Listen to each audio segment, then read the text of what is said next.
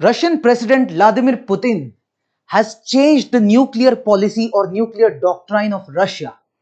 And this is a warning call for the entire world to observe or to be ready for any conflict which can be termed as nuclear conflict. This is one of the major news for today, and there are many other news items which we are going to discuss as part of our daily news analysis. Hello, my name is Yogesh Kottavar. I'm your faculty for this DNA analysis. Now, before starting with this, let me tell you one important thing, that many students complain many a times that we do not have time. We do not have time to read the newspaper. Some students say we do not have time to revise the stuff. There are people who keep on complaining about the time, that they do not have the time. But please understand, every other person is getting the same number of hours which you are getting. He is also living for 24 hours in a day. So it's not about having time. Rather, it is always about making time. So even if you're not getting time to revise or time to do this stuff, that stuff, you will never get that. You have to make time for that. You have to ensure that you are bringing some time and giving it to those things which are very, very important for you. Right? So with this motivation, let's start with our daily news analysis. The 5 articles we consider as most important for today. The first one related to Russia, who has made some changes in their nuclear doctrine. Second article is related to this Tista Valley. See, in the year 2023, we saw some disastrous event which took place in this Tista Valley region.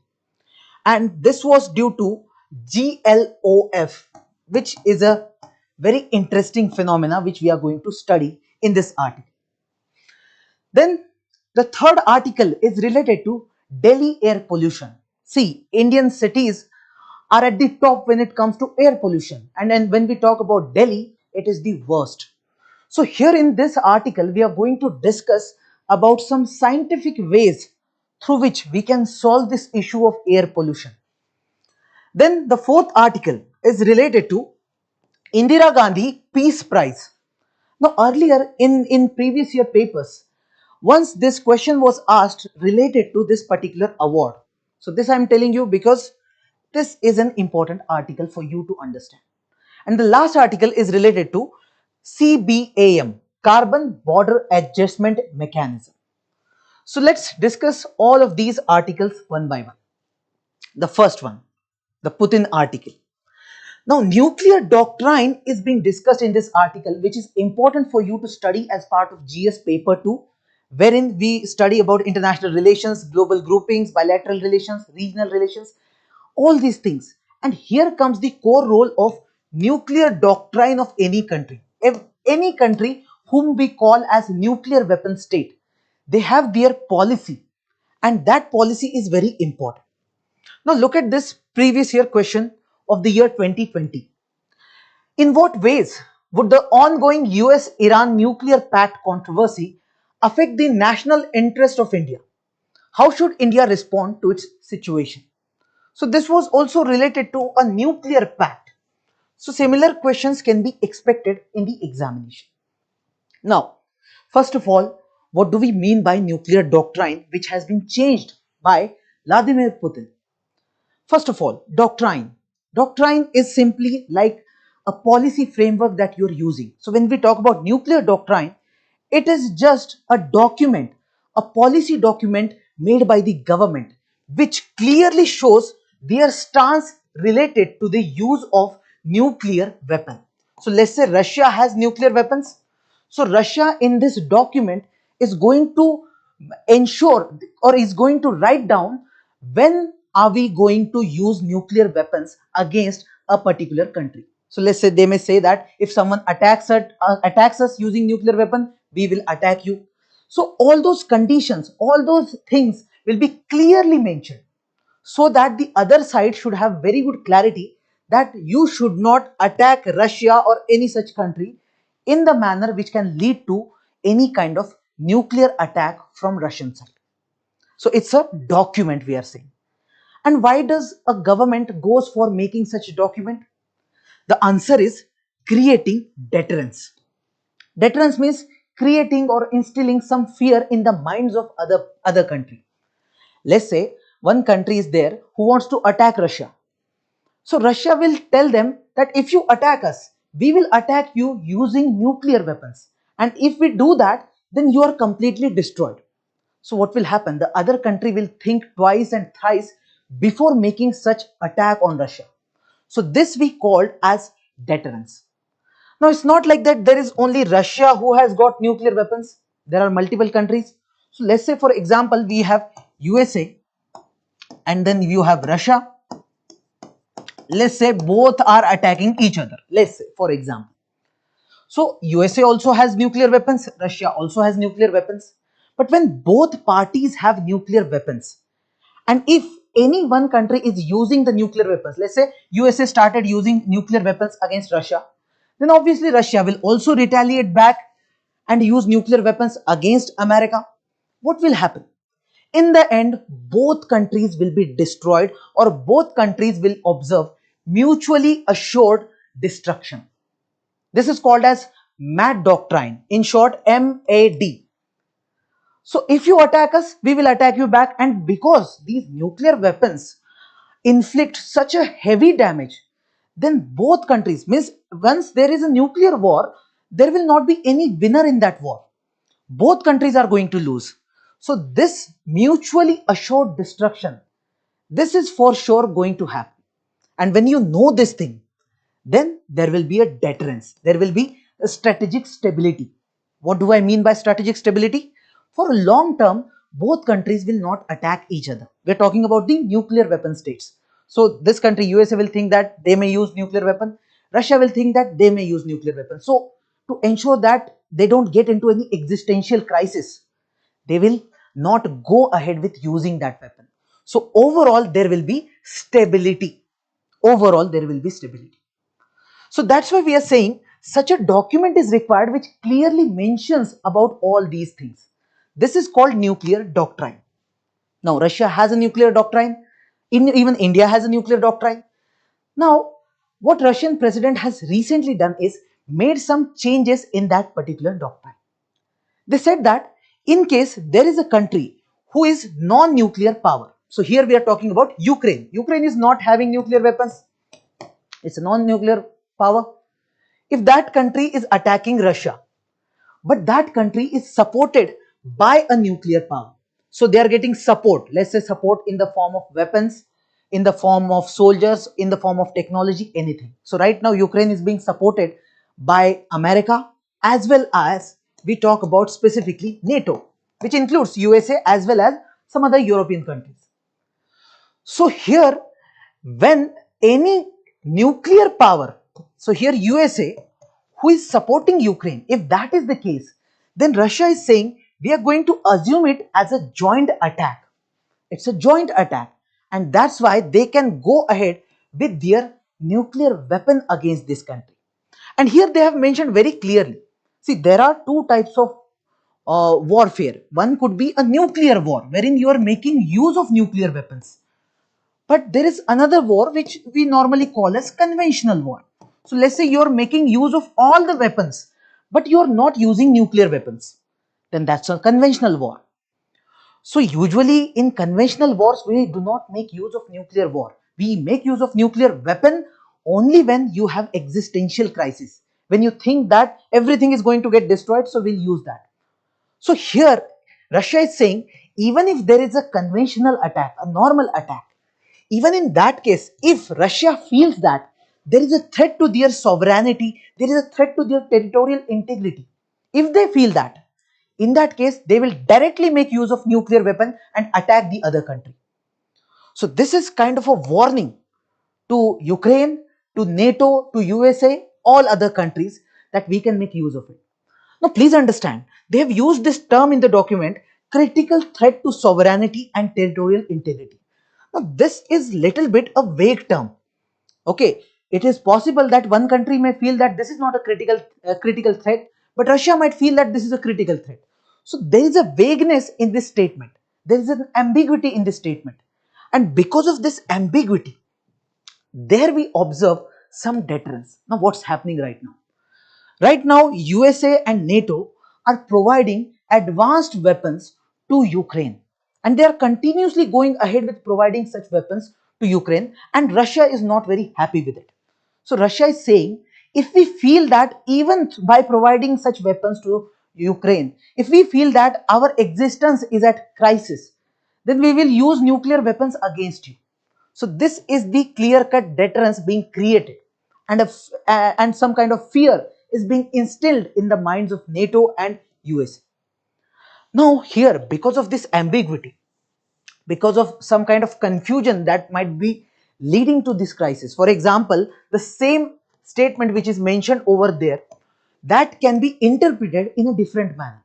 And if there is misinterpretation, this can lead to some escalation. This war is going on since years, but it can suddenly escalate to become a nuclear war just because of some kind of misinterpretation of these particular clauses or these particular statements which are mentioned in nuclear doctrine of Russia now. Now, what will be the implications? Now, first of all, the major implication that we observe, these are anyway going to happen in case things escalate. But this is one thing which is already happening. We call it as nuclear brinkmanship. The term brinkmanship means when two countries are at conflict with one another. Let's say USA is at conflict with Russia, just for the example. Then the leaders of both countries try to make use of some pressure tactics. They try to make use of all the methods they can use to ensure that they are at a better position. And many a times leaders take risks. So for example, one country will say, we'll use nuclear weapon. Other country will also say nuclear weapon. So to how much extreme stage you can go, this is called as brinkmanship. So one side will talk about a very extreme stage. They may even lead towards that extreme stage. Let's say they have started opening up their nuclear weapons, and they have established over there. They are now ready. Let's say Russia is ready to send their nuclear weapon. So if the leadership is going to that extreme extent, then there is a chance that other side will think that this might lead to a big conflict, we will die or something like that, and they may withdraw. So when you take such higher risk, extreme kinds of risks, that is called as brinkmanship. And right now we are observing that this nuclear brinkmanship is coming into picture, and this is a very serious thing, because this can be very good for your country in case the other country withdraws. But what if the other side does not withdraw? What will happen? Then certainly you will have a nuclear conflict, right? So that is a big strategic implication which we may observe in very near future, right? Then, as Russia has changed the nuclear doctrine, there are other countries who are having nuclear weapons. They may also consider that we also want to change our nuclear doctrine. So let's say even Pakistan changing it, India changing it. So such a chain reaction is possible, and this is going to change the entire landscape of the world related to nuclear policies or foreign policies or the defense policies. Right? Now, we have discussed about Russia, but now we want to know about India also, because in exam you can expect question on India's nuclear policy or nuclear doctrine. So look at India. India also has nuclear doctrine, but our nuclear doctrine clearly says that we want to defend our land. We are not going to make use of nuclear weapon to attack or to show aggression towards any other country. Rather, we just want to defend our land. So our core objective is to maintain deterrence against our country. So anyone who wants to attack against us, we will show that we too have nuclear weapons. So don't attack us. Now, there are three C's which are shown as part of deterrence. See, you cannot just say that I have created deterrence just by developing some nuclear weapons. Even if you have nuclear weapons, it is not guaranteed that there will be deterrence. So to ensure that there is deterrence, you need all these three things. First is the capability. Capability that you have nuclear weapons. You may say that you have, but nobody is believing. So first of all, you should demonstrate it. You should conduct the test which will be seen by others, your enemies. So you demonstrate your capability. Now, even if you conduct the test, what's guarantee that you are going to use it? See, in Russia-Ukraine war, the war is going on since a long time. but Russia has not used nuclear weapon. So to ensure that even if you have this capability, you're going to use it if required, that is considered as credibility. So your enemies should believe that if we provoke India, India is going to make use of nuclear weapons. If they have this belief, only then there will be deterrence, they will have fear in their mind. So this credibility is important. And third thing is communication. Communication as in, country has to clearly tell that, see, this is the red line. If you cross this red line, then we'll use nuclear weapon. So you want to fight with us, you fight in the normal manner. But if you cross this one line, then we'll attack using nuclear weapons. So this communication is also required. So when you do all these three things, then you can say that you have established deterrence with this nuclear doctrine. Clear? Now, when we talk about deterrence, especially with respect to India, India uses this term called credible minimum deterrence in its nuclear doctrine. What does it mean? It means India is saying we are using nuclear weapons just for the sake of defending our country.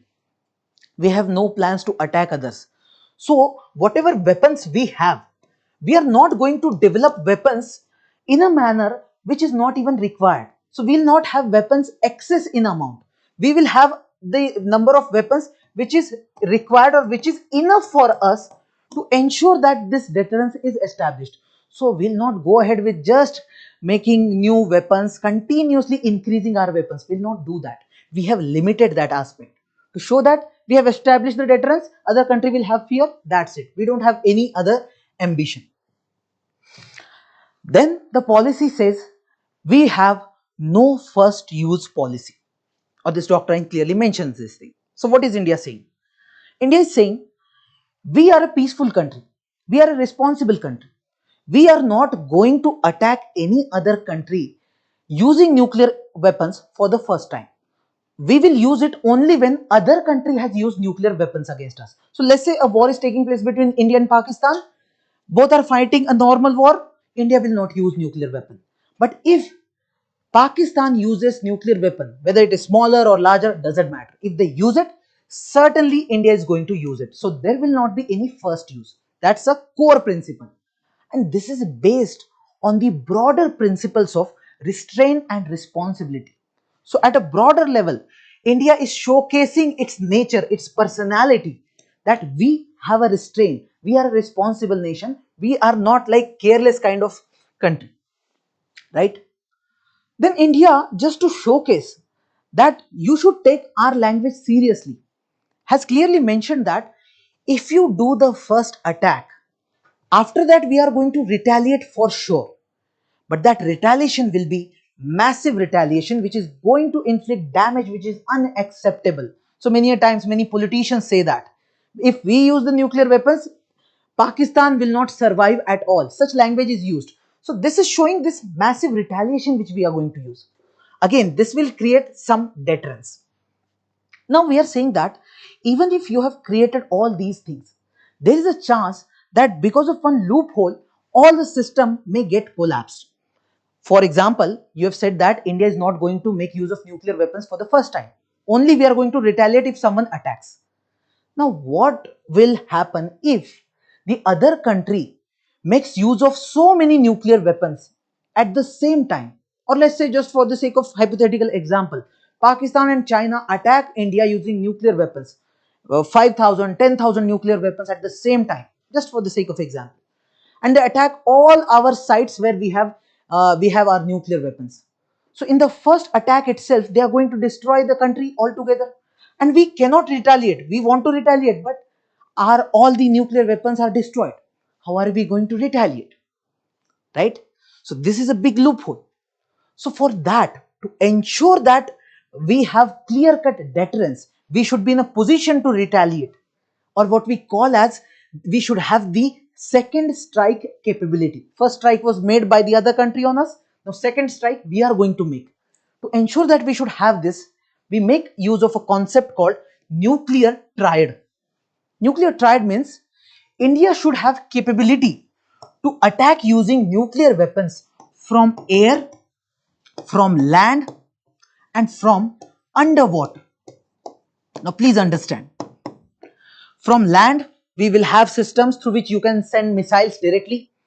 From air you should have some aircraft through which you can put those nuclear weapons on other countries, and you will have some submarines in which you are going to store your nuclear weapons.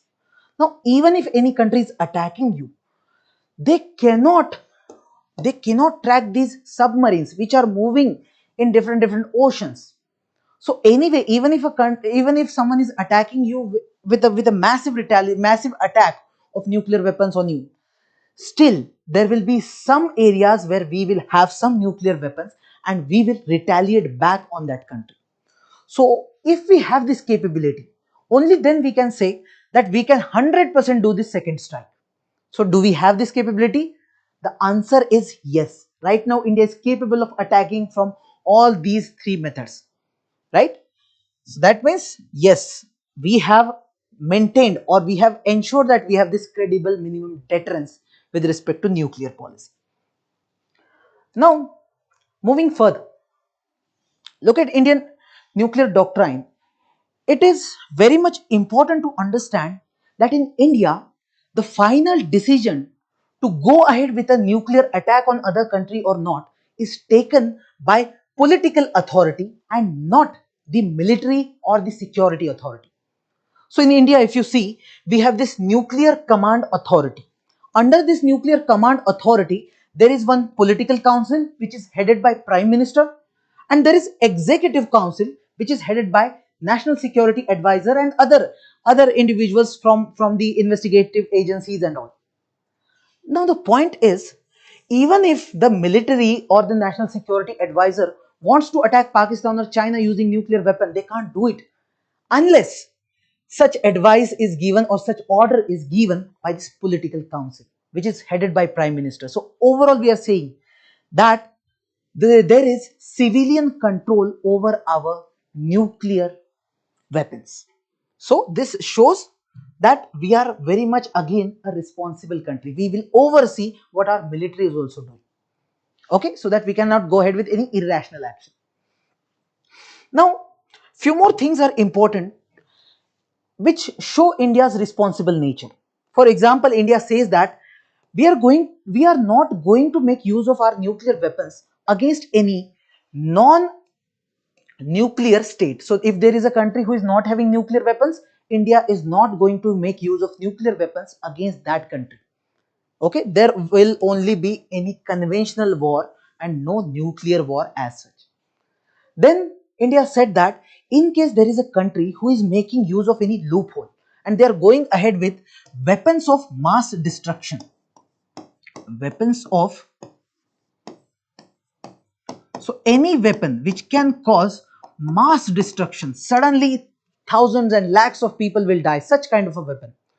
Now nuclear weapon is one of the weapon of mass destruction. There could be other weapons also. For example, there could be a biological weapon, there could be a chemical weapon which can kill thousands of people in one go. So if some country is using such weapon, nuclear or biological or chemical, even in that case, even if there is no nuclear attack, but there is this biological weapon being used, in that case India can make use of nuclear weapons. This is also made clear in our doctrine. And at last, what India says is, we support global nuclear disarmament. That means we accept that we are a nuclear power, but we are saying that there should not be nuclear weapon available with any country in the entire world. We are ready to destroy our weapons, but every other country should do that who is having nuclear weapons, and no country should have this, because this is how we can actually have a peaceful world and there won't be any disastrous conflict as such. But India is ready to do that only when the entire world community is coming up with a treaty which is not discriminatory. Right now we have one treaty called NPT which says that no other country should develop nuclear weapons. No other country, but it gives exemptions to 5 countries who had already made nuclear weapons. So India says these are discriminatory treaty, we don't like this. It should be done in a universal manner. So this is all about India's nuclear doctrine. Okay. Now, as a conclusion, what we can say is right now, if you look at what is happening, Russia is changing its nuclear doctrine. It's a serious thing. This is showing that the global nuclear order is changing. And this is happening because right now we have a multipolar world. The world has become of such a kind where different poles are becoming powerful, right? Earlier, USA was very powerful, but now after USA, China is also very powerful. India is also very powerful. Russia is very powerful. Different poles are becoming powerful. So the world order is changing, wherein this nuclear order is also changing. And this can lead to nuclear conflict. So that's why we are saying it's a risky thing. Clear? Now, if you have any doubts, you can ask in the comment box.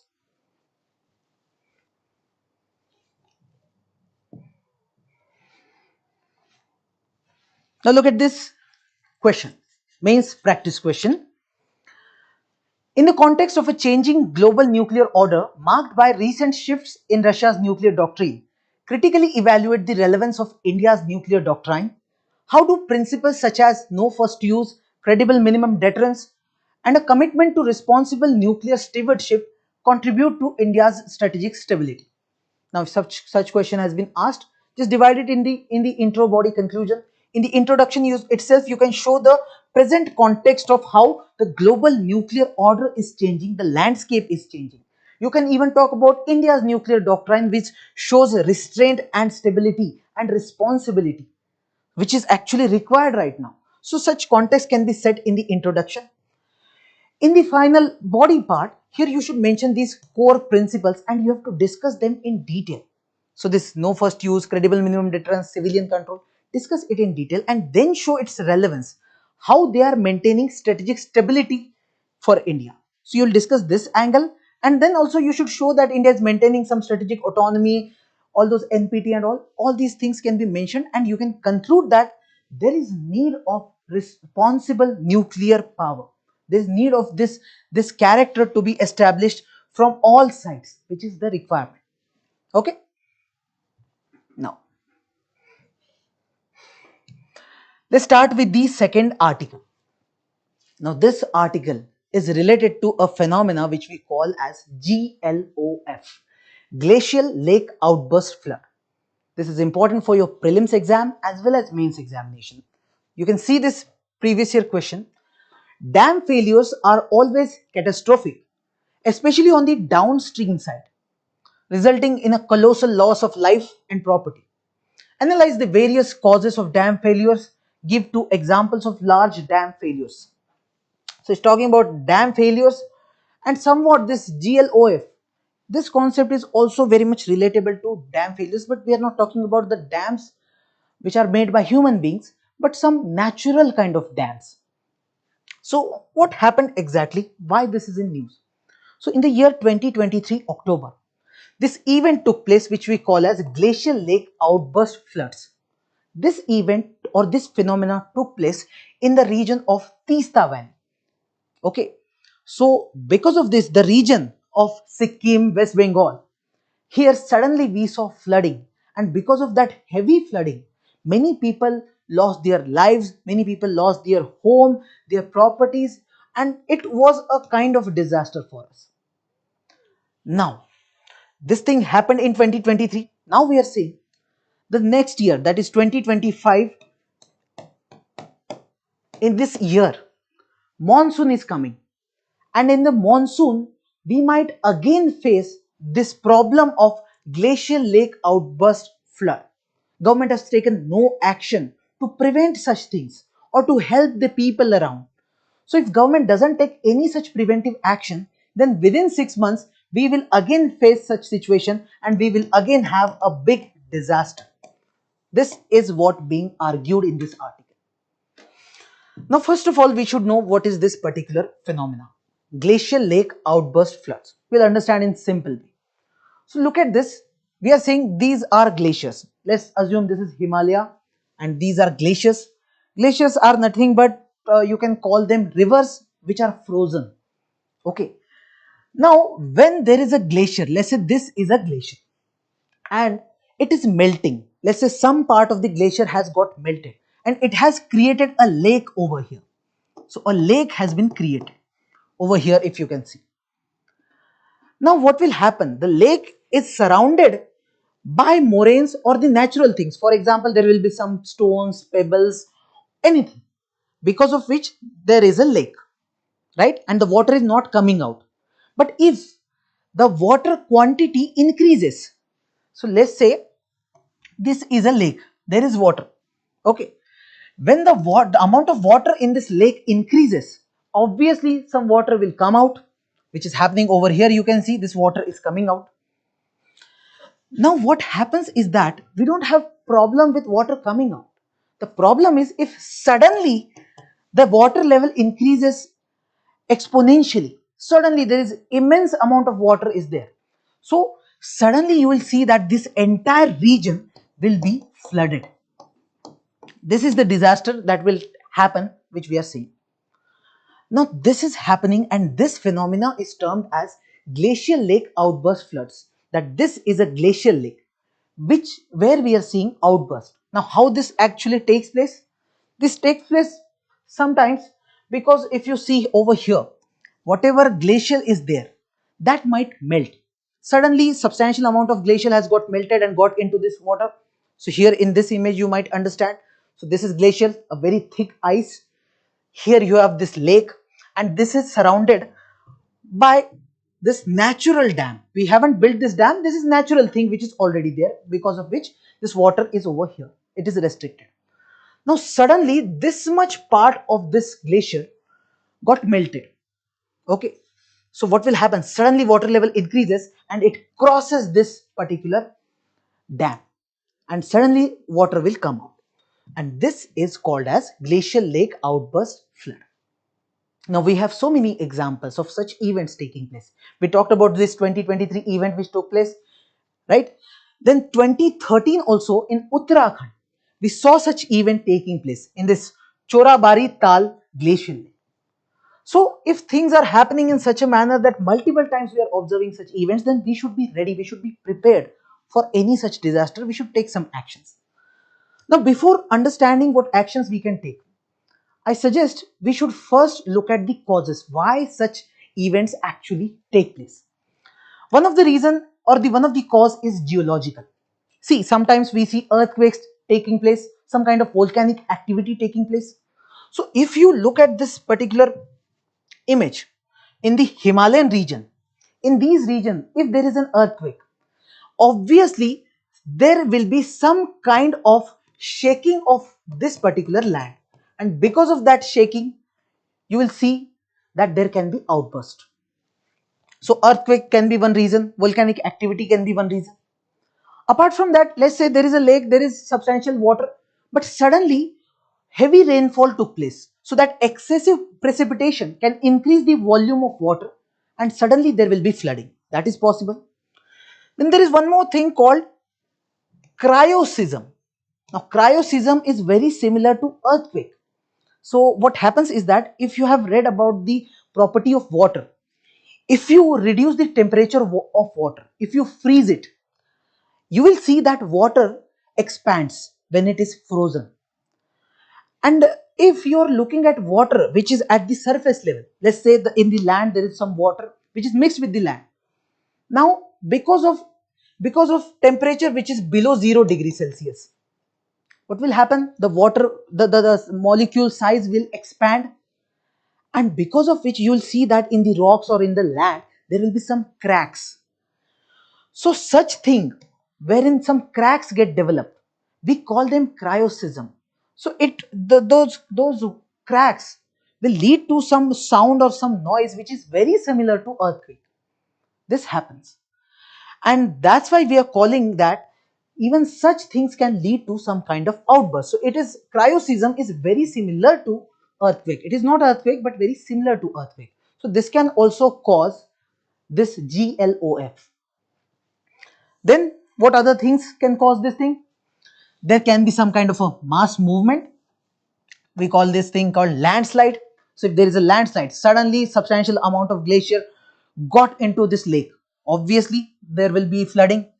Then water seepage is possible. See, there is water continuously over there. So even if you have these dams, there is a possibility that from here there can be some water leaking out. Some seepage can take place, and that's why you can see that the outburst is possible. At last, see, these are some natural reasons which we have seen. But if I talk about the reasons which are anthropogenic, that means these are caused by human beings. This includes climate change and global warming. Because of global warming, the glacier is melting. And the glacier is melting, and that's why we are observing such GLOF thing happening again and again. We might see such phenomena occurring many a times or very frequently in future.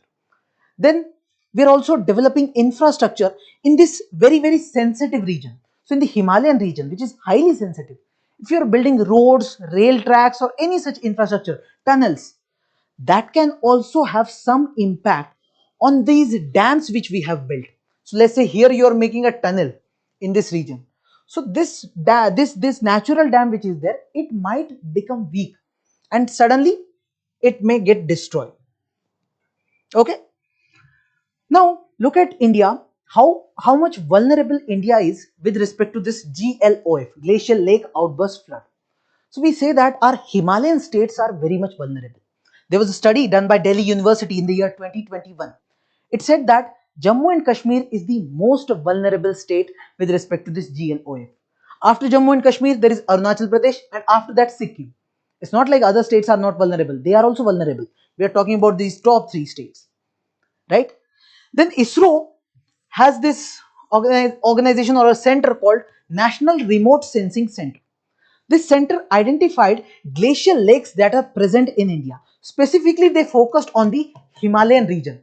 So in the Himalayan region, they identified there are more than 28,000 glacial lakes which are very vulnerable to this event. And government should take some preventive action towards these glacial lakes, because there can be any disaster in future from these lakes, right? So now to the solution part, or the part where we are actually taking some action. So we have our NDMA, National Disaster Management Authority. That authority has provided this kind of a framework, risk management framework for glacial lakes. So if we implement that properly, if the government does that thing properly, then we can solve this issue, or we can be ready, we can be prepared for any such crisis. So it provides all the details. The major things that are suggested by this particular framework includes, in the short term, first try to lower the lake level. So if there is a lake, there is some water, try to ensure that the water is reduced from this lake, so that even if there is some sudden action, if suddenly rainfall is there or whatever happens, there won't be very heavy flooding. That you can do. This is a short term measure, right?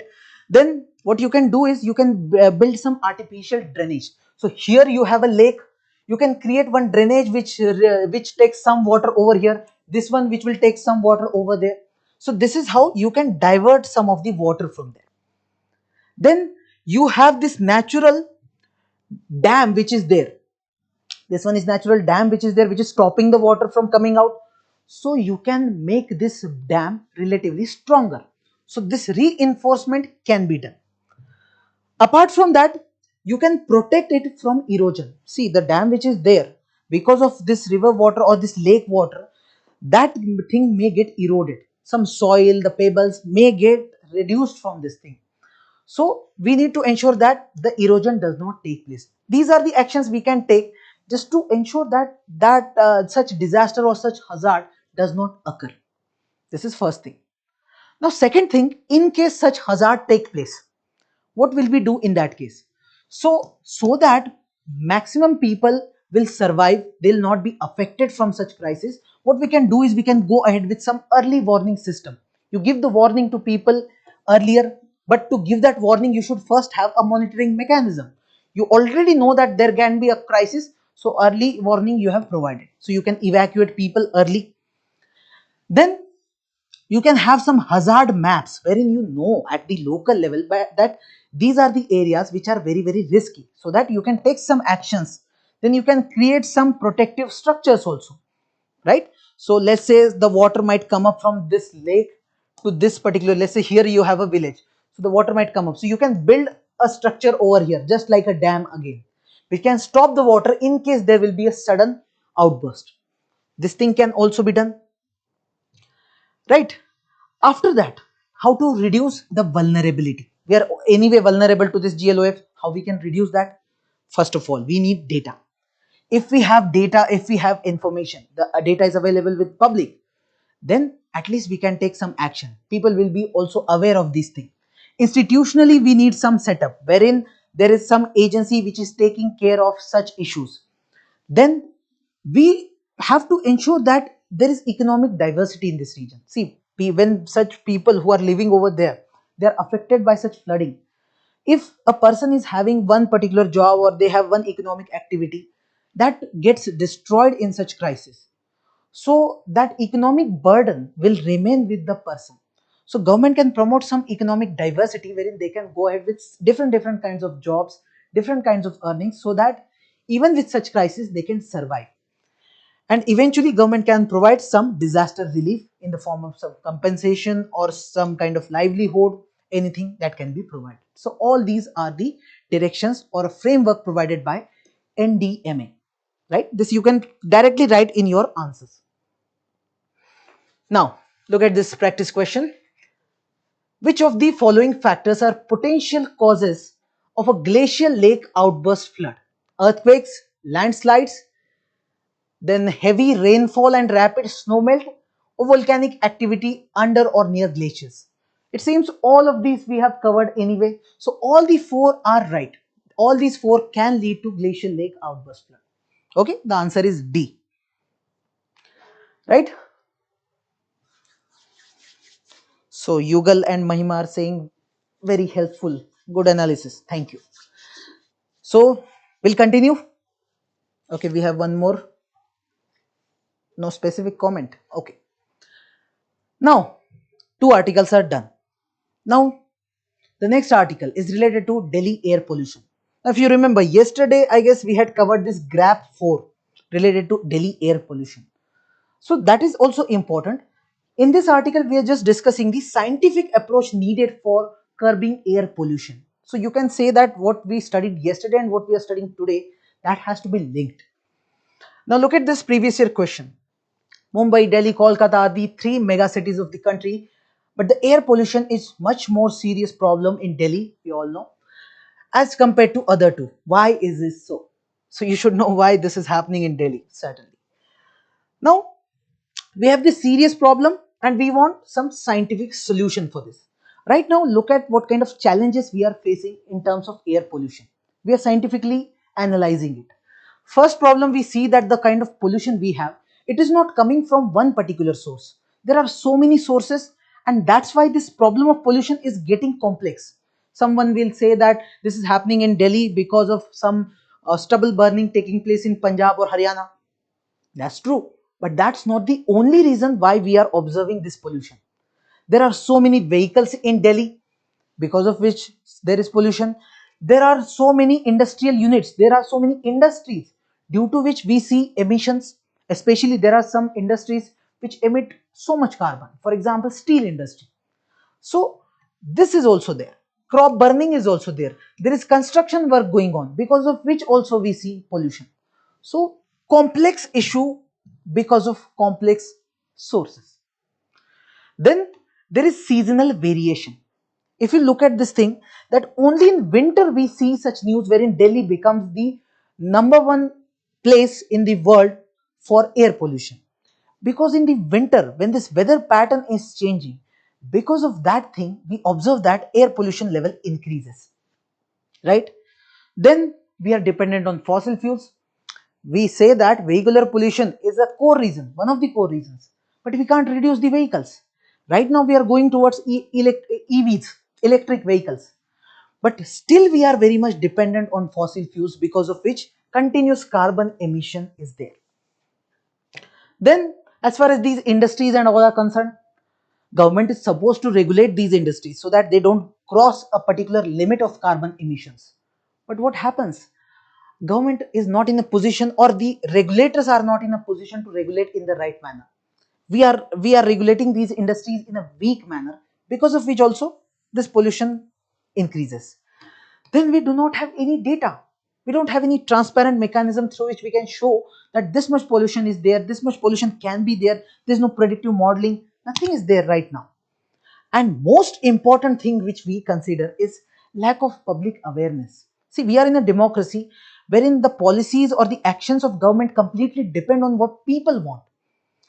And because people are not much aware of what this air pollution is actually causing, and this is one of the most serious issue than any other thing. That's why in the elections, air pollution is not a big issue for public while they vote. So public awareness is very important if you want that government should take some actions for this. Now we are saying all these are challenges and we need a scientific method or scientific action. Why? Because we want to deal with the root cause. Even if you stop one industry, this pollution will not stop. You need to go with this root cause. You need to see the entire pattern, how things are taking place. And the pattern will come from data. So if you take meteorological data, how the pollution is going on, every data is there. Then you can predict the pattern. And at last, you can come up with some solution which we call as actionable step. Actionable means on which you can take the action, which is practically doable. So this is how you can bring a scientific approach to solve this issue. So to solve, what all we can do, this is the solution part which we need to discuss. First of all, real-time monitoring and data transparency. We said we don't have data. We have to bring data. So we have to have this monitoring mechanism. We can make use of satellites or some sensors we can put. From that you can get that data. Then you have to share that entire data with public. You can also create some kind of predictive modeling. Predictive modeling means simply just on the basis of data, you can tell that on which date there can be a sudden spike in the air pollution. So if you have that forecasting mechanism also, that will be very helpful for the people. So after that, you can issue some early warning that on this day there will be sudden spike in pollution. So you should stop the schools, you should stop any additional movements as such. All these things can be done, right? Second, you should transition towards clean energy. There is no other way but to go for renewable energy sources. So don't depend on fossil fuels. That can be done. Then you should not give priority to your personal vehicles. Rather, people should go ahead with using public transportation. In that also, you can go for those which are having less emissions. Let's say metro. You can make use of metro. Then you can incentivize electric vehicles, because in electric vehicles you will not have carbon emissions, so they are considered to be good. Then you can make use of some technology also. How? So some industries who are emitting lots of carbon, in those industries you can set up electrostatic precipitators or filters or scrubbers. Now these are few things which can ensure that the pollution coming out of this industry will be reduced to a good extent. But industries will not take interest in doing this unless government brings some penalty provision for these industries, or at least some incentive is given to these industries, right? Then when there are construction sites, you can manage the dust coming from construction sites. For example, whatever dust is there, if you start wetting that region, then there will be lesser amount of dust over there. Or whatever material you have to recycle that, right? That is also possible. And nowadays we are also making use of some air purifiers. So government can put some air purification systems. So technology can be used for this. Then there is need of strong regulation, especially when it comes to these industries and all. Strong regulation, if you violate, then there will be a strong penalty that is required. Then many say that this stubble burning should be stopped. Yes, it should be certainly stopped, but farmers will not do it. You have to give some incentive, you have to give them some alternative. So bring some machine, something on which they can rely on. They need some alternative. They'll stop the stubble burning when you give them that alternative. So that is required. Then public awareness. If people become aware, if people are given education, then we can say that we can generate political will through this democratic setup, right? And there can be some community initiatives also. Even if government is not doing anything, community will come together and they will start with some initiatives. They may bring such filters or such air purification system, etc. All this is possible, right? So very short article, right? Now Air pollution in India has reached alarming levels, especially in urban areas. Discuss the challenges in tackling this issue and outline the scientific solutions needed to curb air pollution effectively. A very good question, and exactly similar question can be expected in the exam.